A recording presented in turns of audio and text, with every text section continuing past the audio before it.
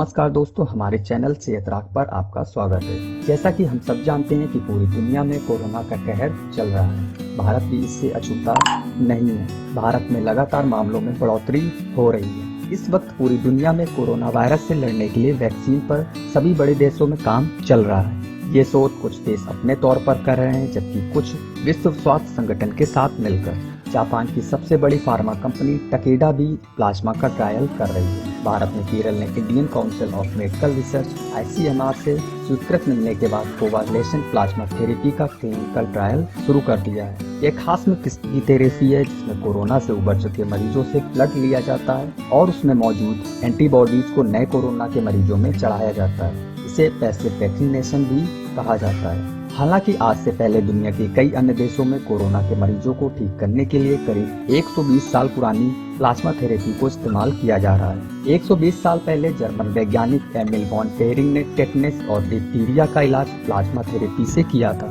Plasma के सक्रिय पदार्थ का नाम एंटीबॉडी रखा गया था। तब से आज तक प्लाज्मा थेरेपी का इस्तेमाल रेबीज, H1N1 और 2018 में इबोला के अलावा सार्स और मर्स के वक्त भी किया गया था। लेकिन अब इसका इस्तेमाल कोरोना वायरस कोविड-19 के लिए भी किया जा रहा है। प्लाज्मा थेरेपी में जो मरीज अपनी प्रतिरोधी क्षमता से खुद ठीक हो गए, उनके रक्त प्लाज्मा को गंभीर रूप से संक्रमित मरीजों को देने से उनके स्वास्थ्य में सुधार होता है। जापान में सबसे बड़ी फार्मा कंपनी टाकेडा भी इस थेरेपी का ट्रायल कर रही है।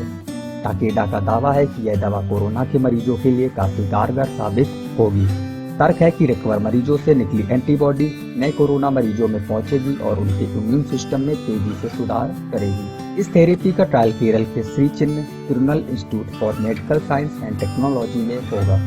यहाँ ये जानना भी जरूरी है कि एंटीबॉडीज क्या है। दरअसल एंटीबॉडीज प्रोटीन से बनी खास तरह की इम्यून कोशिकाएं होती हैं, जिसे बी लिम्फोसाइट कहते हैं। जब भी शरीर में कोई बाहरी चीज पहुंचती है तो यह अलर्ट हो जाती है। बैक्टीरिया या वायरस के रिलीज किए गए विषैले पदार्थों को बेअसर करने का काम यही एंटीबॉडीज करती हैं। इस तरह ये रोगाणुओं के असर को बेअसर करती हैं। जैसे कोरोना से उबर चुके मरीजों में खास तरह की एंटीबॉडीज बन चुकी हैं। जब इसे ब्लड से निकालकर दूसरे संक्रमित मरीज में इंजेक्ट किया जाएगा तो वह भी कोरोना वायरस को हरा सकेगा। जानकारों का कहना है कि कोरोना मरीज को एंटीबॉडी सीरम देने के बाद यह उनके शरीर में 3 से 4 दिन तक रहेगी। इस बीच मरीज की हालत में सुधार होगा। चीन और अमेरिका की रिसर्च रिपोर्ट के मुताबिक प्लाज्मा का असर शरीर में 3 से 4 दिन में दिख जाता है। कोरोना से ठीक हुए व्यक्ति की हेपेटाइटिस, HIV और मलेरिया जैसी जांचों के बाद ही रक्तदान की अनुमति दी जाएगी। इस रक्त से जिस मरीज का ब्लड ग्रुप मैच करेगा उसका ही इलाज किया जाएगा। इस तरह किसी तरह का संक्रमण फैलने या मरीज को दिक्कत होने का खतरा न के बराबर होगा। लेकिन इस वजह से शुरुआत में यह ट्रीटमेंट कोरोना के कुछ ही मरीजों पर किया जाएगा, खासकर जिनकी हालत ज्यादा नाजुक होगी। जहाँ वैक्सीन लगने पर शरीर का रोग प्रतिरोधी तंत्र एंटीबॉडीज रिलीज करता है ताकि संक्रमण होने पर ये उस खास किस्म के बैक्टीरिया या वायरस को निष्क्रिय कर दे।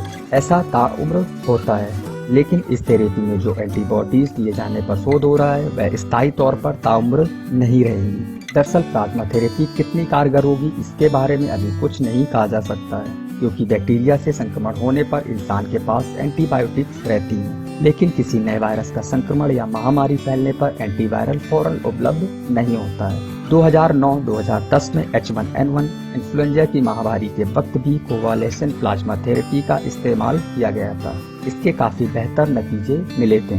संक्रमण को रोका गया था और मौत के मामलों में कमी आई थी। यही थेरेपी 2018 में इबोला महामारी के वक्त भी मददगार साबित हुई थी। हालांकि यह थेरेपी आसान नहीं है। कोरोना से ठीक हुए व्यक्ति के ब्लड से तय मात्रा में प्लाज्मा निकालकर बढ़ते संक्रमित लोगों के मुकाबले इकट्ठा करना चुनौती है। कोरोना से संक्रमित ऐसे मरीजों की संख्या ज्यादा है जो बुजुर्ग हैं या उम्र दराज हैं और पहले ही किसी बीमारी जैसे हाई BP और डायबिटीज से जूझ रहे हैं। ये सभी ब्लड डोनेशन से रिकवर नहीं हो सकते। इसकी सबसे बड़ी चुनौती है कि सही वक्त पर सही डोनर का चयन करना, जिसके शरीर से कम इतनी मात्रा में एंटीबॉडीज लिया जा सके जो कोविड के मरीजों को ठीक करने में सच में मददगार हो। उसके साथ ही इस बात का भी खास ख्याल रखा जाए कि इस तरह के माहौल में यह प्रक्रिया अंजाम दी जा रही है, वहाँ का आसपास का माहौल कितना साफ सुथरा है। ये बात भी सच है कि डोनर का ब्लड जब मरीज पे चढ़ाया जाए तो उसे ठंड लगना, बुखार आना, फेफड़ों में इन्फेक्शन होने जैसे गंभीर लक्षणों का सामना करना पड़ सकता है। इसके साथ ही HIV, सिफिलिस, हेपेटाइटिस B और C के संक्रमण का भी डर बना रहता है। ये सभी संक्रमण ब्लड के जरिए एक व्यक्ति से दूसरे व्यक्ति के शरीर में पहुंचते हैं। कोरोना दुनिया के लिए बिल्कुल नया वायरस है, इसलिए कई देश बेहाल होकर कुछ शोध कर रहे हैं, जो कि काफी हड़बड़ी में हो रहे हैं। हालांकि यह बात तो एकदम साफ है कि कोरोना की कोई भी वैक्सीन आने तक इस थेरेपी को बड़े पैमाने पर इस्तेमाल किया जा सकता है, लेकिन इसके संभावित खतरों को देखते हुए हमें प्लाज्मा थेरेपी पर बहुत सोच समझकर ही आगे बढ़ना होगा। दोस्तों, हमें उम्मीद है कि आपको हमारा वीडियो पसंद आया होगा। अगर वीडियो पसंद आया हो तो हमारे वीडियो को लाइक करें, शेयर करें, साथ ही हमारे चैनल को सब्सक्राइब करें और बेल आइकन को दबाना मत भूलिएगा।